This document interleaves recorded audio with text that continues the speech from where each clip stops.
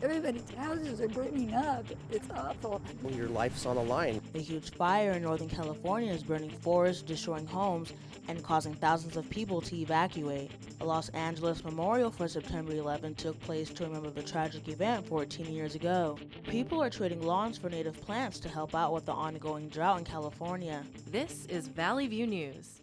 Hello and welcome to Valley View News. I'm Nick Popham. And I'm Alla Arapi. California Governor Jerry Brown has declared a state of emergency as two fast-moving fires burn in Northern California. The fires in Lake and Napa counties have forced thousands to leave their homes. Authorities say one person was killed by the fire and 4 firefighters were injured while fighting it. Authorities also say the fire has already destroyed 400 homes and 10 businesses since it started. The cause of the fire was under investigation. One of the most devastating events in U.S. history is the terror attacks on the World Trade Center 14 years ago. Valley View's Jordan Sauceda reports on the ceremony, which begins with a solemn prayer. When we are weary and when we are in need of strength, we remember them. Los Angeles police, firefighters, and political leaders remembered the nearly 3,000 victims of the 9/11 terrorist attacks. A piece of the World Trade Center lit in the middle of the fountain at Fire Station 88 served as a memorial for the day that left our country devastated. This monument that stands in our city represents more than just a piece of fallen steel. It represents the people of our nation and our courageous spirit to persevere. As day turned into night, dignitaries took the podium and shared their message to never forget and honor the fallen. There were also messages to the children in the audience to understand the importance of one of the most tragic days in American history. The kids who are here, I think it's important to ask, as I grow up, will I be a person who, when the chips are down, when there's that moment of being tested, that I'll have the courage? Retired U.S. Coast Guard Albert Epstein, accompanied by his wife Donna, says he believes in just that. It's very important that we keep the memory alive so that we appreciate all of the liberties that our forefathers have given us. This still means a lot to New Yorker Joe Lanta, the man who donated the building of the memorial. It was devastating to see what happened, and I wanted to be part of making sure people never ever forgot that day.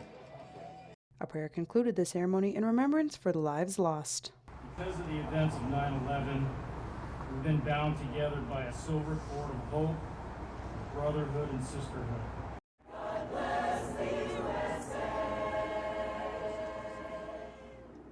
It certainly is a tragic event in U.S. history that unites Americans across the nation to come together 14 years later to remember those who lost their lives that day. In Sherman Oaks, Jordan Sauceda, Valley View News. During California's heavy drought, a nursery in Los Angeles is showing people how to choose plants that need little water. Serena Sandoval takes us there in this report. Water is being put to good use at the Theodore Payne Foundation. The nonprofit organization is where you can replace thirsty lawns with native plants. These plants can help save water during our drought in California. Many plants are not native and require lots of water. The director of the nursery, Lisa Novick, who is very close to her plants, says there are benefits beyond saving water. So you get a garden with life and movement and beauty and color year-round with native plants. Studies say that a garden with natives uses 1/7 as much as a lawn. All of the plants and trees you see around me are native. Staff here say not only do they preserve water, but they also help our ecosystem. These flowers have seeds in them which help feed animals like birds. Connie Day, who is a regular shopper at the foundation, buys native plants. So that our plants can take in carbon and save it and not put it up there where we don't want it, and so that I can enjoy watching the life that's on these plants. There's a lot of it. These plants help support insects such as bees by providing fresh pollen. Having the most natural native flowers can not only help during this drought, but can also help the environment. In Sun Valley, Serena Sandoval, Valley View News. Mayors of dozens of cities in both the U.S. and China have been working on a plan to promote clean air. The goals were set last fall by President Obama and China President Xi Jinping. The two countries agreed that the U.S. would lower its emissions by as much as 28% from 2005 levels by 2025. People in Santa Monica now have a new way to get around town. Valley View News reporter Jacqueline Serrano has the story on LA County's first bike share program. There's a new breeze in town, but this one has two wheels. Los Angeles has joined cities worldwide with its first bike share pilot program in Santa Monica. Breeze Bike Share, like any bike share, is meant to be a segment of transportation, of public transportation, that's accessible to everyone. So think of it as being a bus or an Uber or a taxi. A program that people have been looking forward to. I've been meaning to get to a bike around here, so it's really convenient and really cool.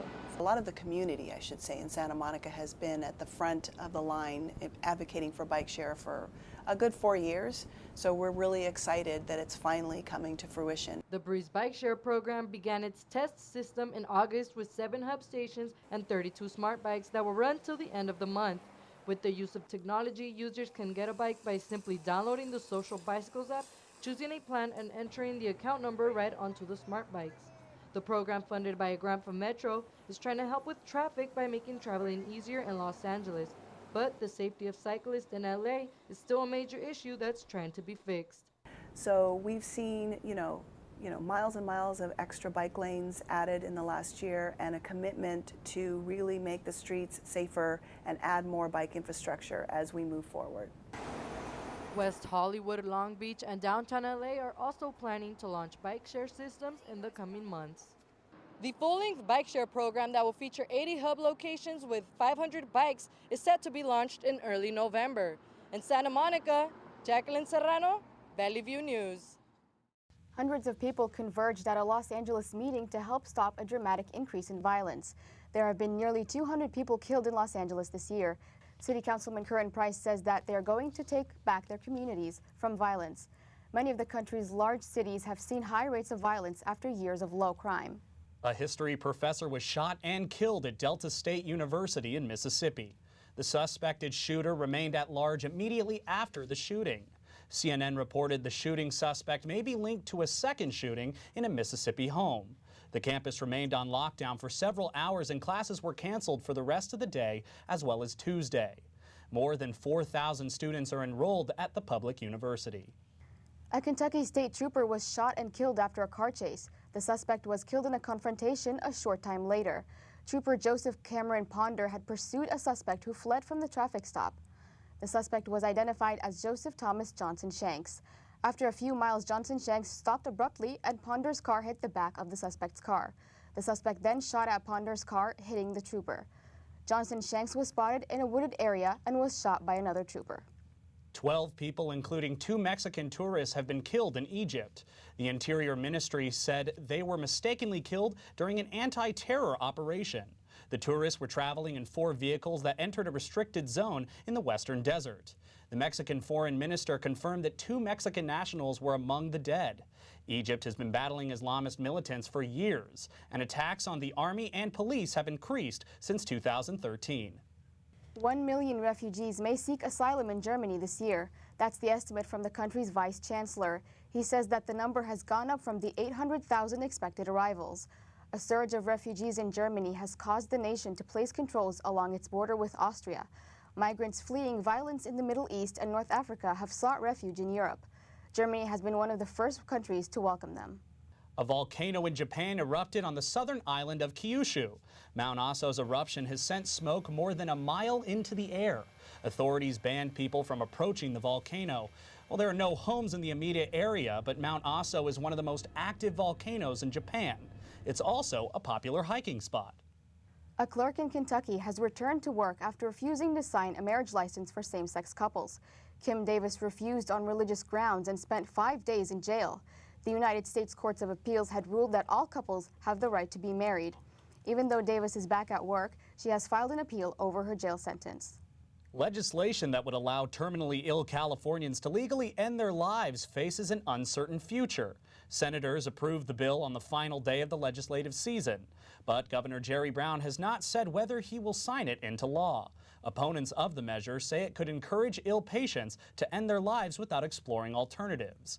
The California measure comes after the case of cancer patient Brittany Maynard. She moved to Oregon to end her life legally under the state's right to die law. 3 dogs are dead following a break-in in the Jurupa Valley Animal Shelter. The Riverside County Department of Animal Services says at least a dozen more dogs are missing. It is still not known if the dogs had been killed by an intruder or by other dogs. An early test did not find bite marks. Video footage appeared to show a single man in dark clothing breaking into the shelter. The intruder did not appear to have entered rooms housing other animals at the facility. Mayor Eric Garcetti's Great Streets initiative for Los Angeles installed its first ever parking protected bike lanes. But a major issue it faces is the lack of bikers using them. Valley View News reporter Ala Arabi shows why that might be. Reseda Boulevard is one of the busiest streets in the San Fernando Valley. And last spring, this roadway was introduced to brand new bike lanes. These were placed here so that bike riders could have a safer path along the street. Protected by white posts and parked cars, cyclists don't have to ride between moving traffic and those parked cars, like this individual.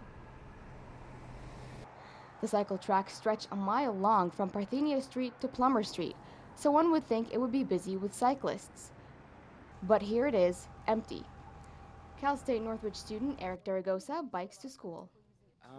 I don't see that many people using it as much as I feel like they should be, but maybe that's because I'm on off times or something. But yeah, it's a brand new path and I love it, so it's great that they have it. Here is a group of cyclists at 9 in the morning, and here's another rider taking advantage of the morning hours, followed by another.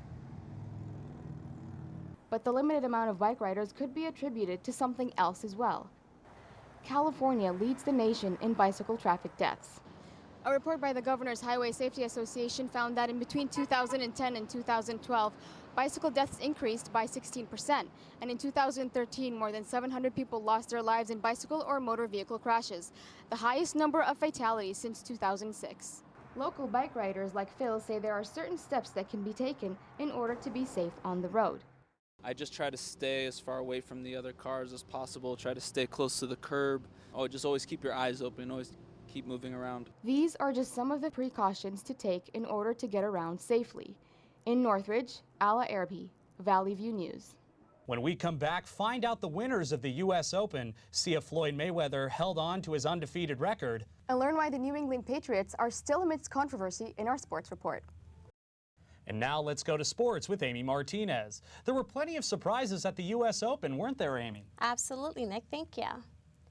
The 2015 U.S. Open has finally come to a close in a surprising way. That surprise came from the women's side as Serena Williams ran into an unexpected roadblock in the form of Roberta Vinci. Williams lost a semifinal match to the tennis veteran, making the finals an all-Italian event.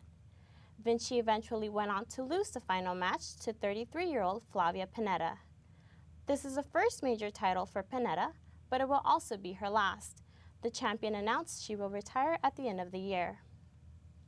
On the men's side, Novak Djokovic took the U.S. Open title for the second time after 4 sets against Swiss opponent Roger Federer.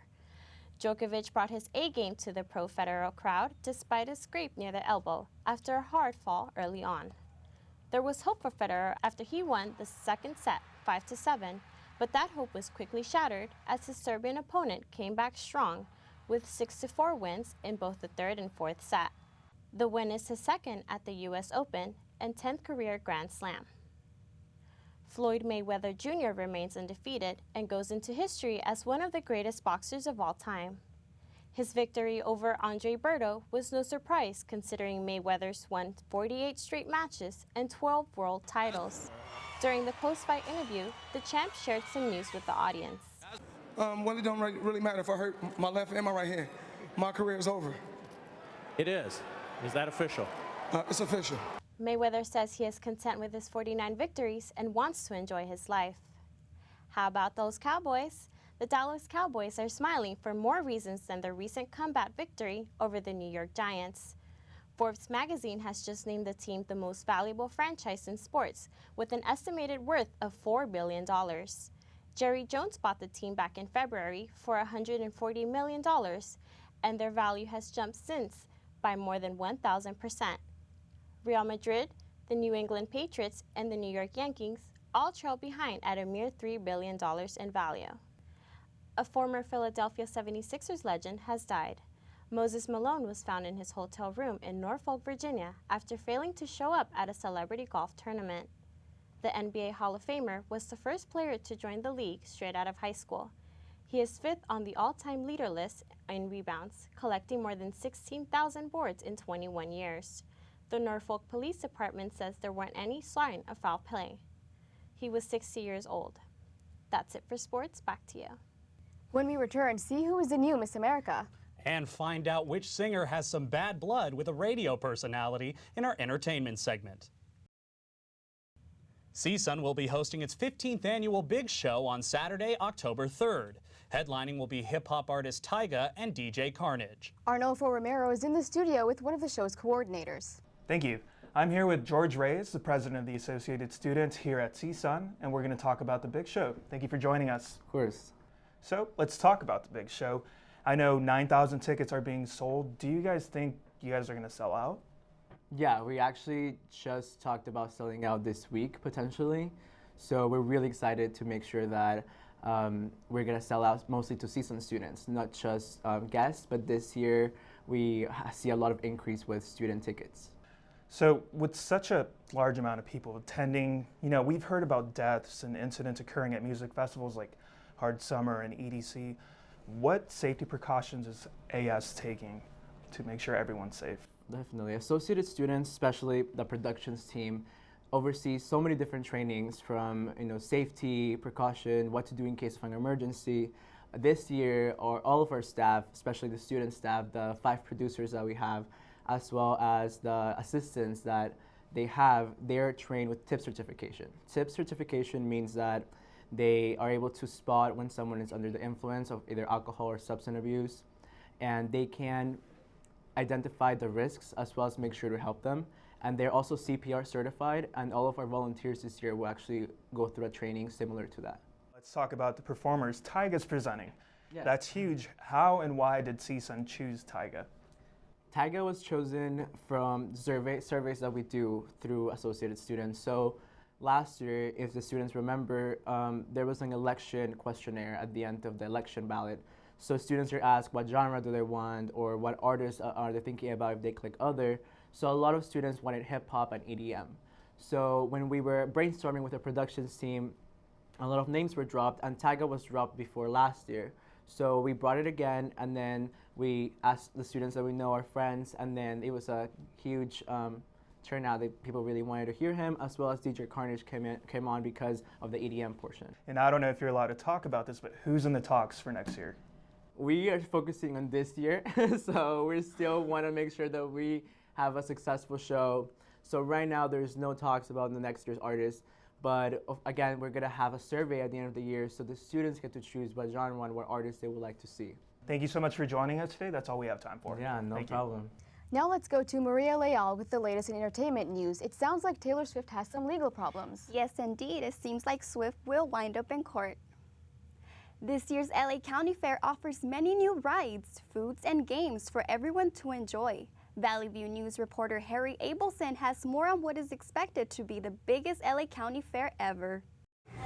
This year's LA County Fair is off to a big start. Thousands poured in on Labor Day weekend to check out all the new attractions at this year's fair. Oscar Escalera says his family was really excited for the fair this year. I've been coming to the fair for years. It's been a family tradition of ours. Usually every year we come out, we have a good time, the food, the atmosphere.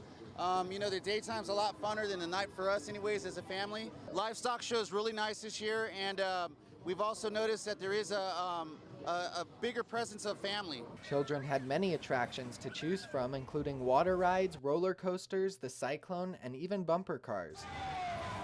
With hundreds of rides and thousands of attendees, some people are saying this year's LA County Fair is making a big splash. And some of the smallest people like the biggest rides. My favorite ride is the Ferris wheel.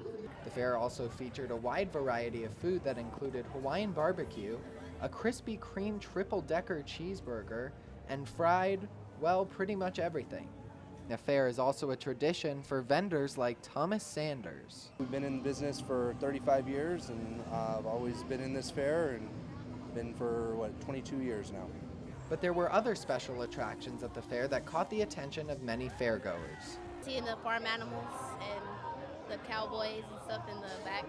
Fair officials say this could be the most attended LA County Fair ever. The fair will be swinging by each weekend until the end of September. In Pomona, Harry Abelson, Valley View News. A Huntington Beach brewery has found an interesting way to deliver beer to their customers with the help of an old-fashioned truck. Valley View reporter Alexi Chibashian went to see the business owners and has more.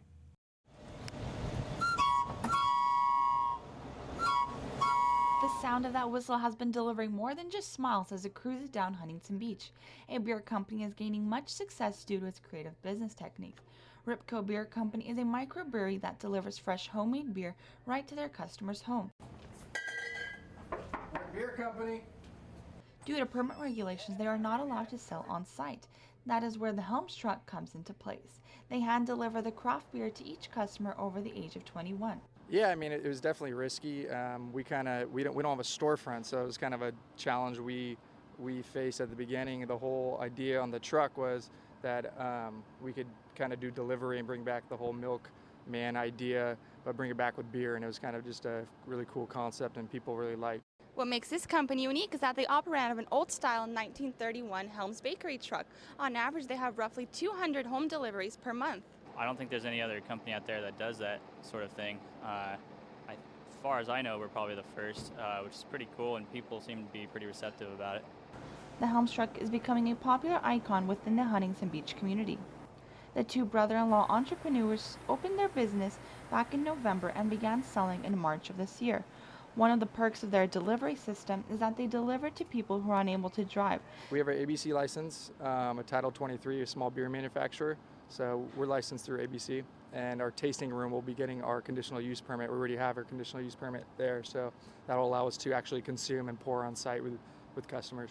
They're really big in the community and letting people know there's a Huntington Beach Homes and Happenings community forum on Facebook, and that's where I first heard about them. Immediately as soon as we found out we could order it to our home, not have to go get it ourselves. It was a no-brainer. Next month, they will be opening up a tasting room where they will be permitted to sell their beer on site. They have even won a first-place award for the best beer. In Huntington Beach, Alexi Chibashian, Valley View News. The reality TV series Project Greenlight has returned to HBO. Ben Affleck and Matt Damon are co-producing the show. Damon says he thought it was a perfect time to bring it back now that technology has caught up with the concept. The show focuses on first-time filmmakers who are given the chance to direct a feature film. Project Greenlight will air Sunday nights on HBO. Taylor Swift is being sued by a former Colorado radio DJ. David Mueller had filed a suit after Swift accused him of touching her inappropriately. Mueller was attending Swift's concert with his girlfriend and went backstage to meet the star. Officials say Swift is claiming Mueller lifted her skirt and fondled her while she was taking a picture with his girlfriend. That photo is at the center of the dispute.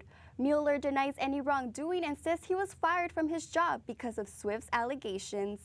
Miss America CEO Sam Haskell made a rare public apology to a former Miss America. 3 decades ago, Vanessa Williams became the first African American to win the crown. She was pressured to resign after a magazine showed new photos of her without permission. Haskell apologized to Williams for the way the situation was handled, even though he was not involved with the pageant at the time. Williams supporters long suspected she was pressured into giving up her crown. She cried as Haskell said he was sorry. This was Williams' first time back to the Miss America stage, this time as a judge. After the apology, judges officially named Betty Cantrell Miss America 2016. Cantrell sang opera during the talent segment of the competition.